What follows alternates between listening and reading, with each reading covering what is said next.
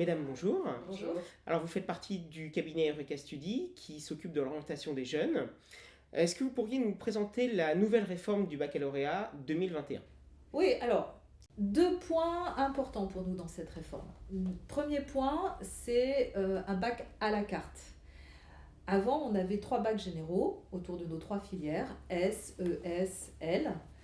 Demain, le bac va s'organiser autour d'enseignements communs et de 2 spécialités que le jeune va pouvoir choisir parmi 12 spécialités possibles. 2 spécialités parmi 12, ça fait 66 combinaisons. Ça fait donc 66 bacs généraux possibles, théoriquement. Alors, concrètement, à quoi ça va ressembler les enseignements pour un première et un terminal? Alors d'abord, il y aura 16 heures d'enseignement commun.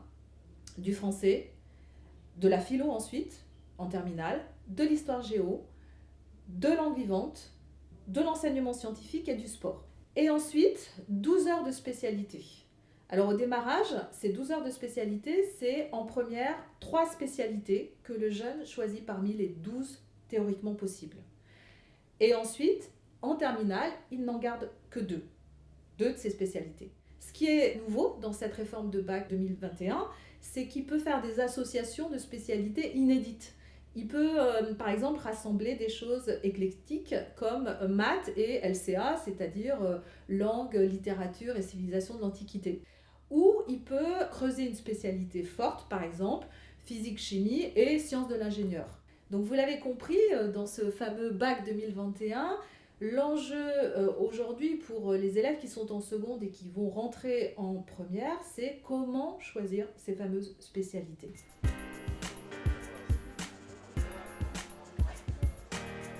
Deuxième grosse nouveauté de ce bac 2021, c'est le mode de validation. Les épreuves finales seront resserrées puisqu'il n'en restera plus que 5. Une en première avec le français oral et écrit et 4 en terminale avec la philo, avec les 2 enseignements de spé et avec le grand oral. Ces épreuves finales compteront pour 60% de la note finale de bac. À cela s'ajoutera un contrôle continu pour 40%. Et donc ce grand oral aura pour sujet l'une des 2 matières de spécialité terminale. Il faudra le préparer effectivement et bien choisir ces matières de spécialité en fonction de ça aussi, puisqu'effectivement le grand oral portera sur une de ces 2 matières de spécialité. Et commence à se préparer dès la première. Et ça commence à se préparer dès la première. Mais dans ce cas-là, ça veut dire qu'ils ont déjà, quand ils sont en première, une idée de la matière qu'ils vont abandonner pour garder leurs 2 spécialités de terminale. C'est pas un peu compliqué pour eux de choisir directement en première en vue de ce grand oral? C'est non seulement en vue de ce grand oral, mais il va falloir effectivement faire des choix en fin de première, en vue surtout du post-bac. Et c'est là qu'on peut donner des conseils sur comment se déterminer sur ces fameux choix. Alors qu'est-ce que vous pourriez leur donner justement comme conseil pour ce choix? Avec cette réforme du bac 2021, les élèves vont devoir se positionner sur ces fameux 12 enseignements de spécialité et en retenir que 3. C'est un exercice qui est très engageant, puisque en fait, il va être déterminant pour les études supérieures, mais également aussi pour la poursuite et les débouchés professionnels. Donc c'est un exercice difficile qu'on leur demande de mener dès la seconde, là aujourd'hui, et d'autant plus difficile qu'ils n'y ont absolument pas été préparés et que c'est assez brutal, cette question qu'on leur pose.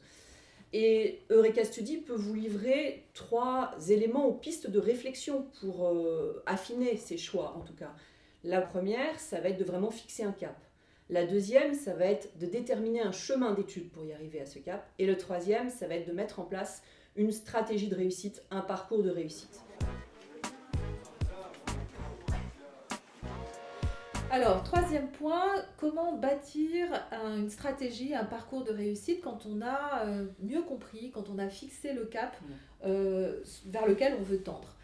D'abord, effectivement, choisir des spécialités cohérentes avec ce cap. Mais aussi choisir le niveau qu'on va atteindre dans ces spécialités. Deuxièmement, toute la partie extrascolaire, pour nous, elle est extrêmement importante parce que là aussi se construisent des compétences très importantes pour le futur des études supérieures, mais aussi de la vie professionnelle. Cette réforme, bac 2021, nous, à Eureka Study, on la regarde d'une façon très positive. Elle va obliger, finalement, un peu contraindre les jeunes à prendre cette hauteur et à réfléchir à un parcours, même si on n'est pas obligé de le finaliser complètement, à se fixer un cap dès la seconde. Et ce cap, il est extrêmement mobilisateur. Donc, ça devrait donner de bons résultats. Aujourd'hui, on rencontre des jeunes qui, au 10 février, viennent nous voir en terminale et font leur marché sur Parcoursup en mettant telle ou telle formation, mais finalement n'ont pas du tout pris ce temps de réflexion, ni bâti ce parcours, et ils se retrouvent finalement paumés. Et ceux-là, on les retrouvera en réorientation l'année prochaine, ça c'est sûr. Merci beaucoup.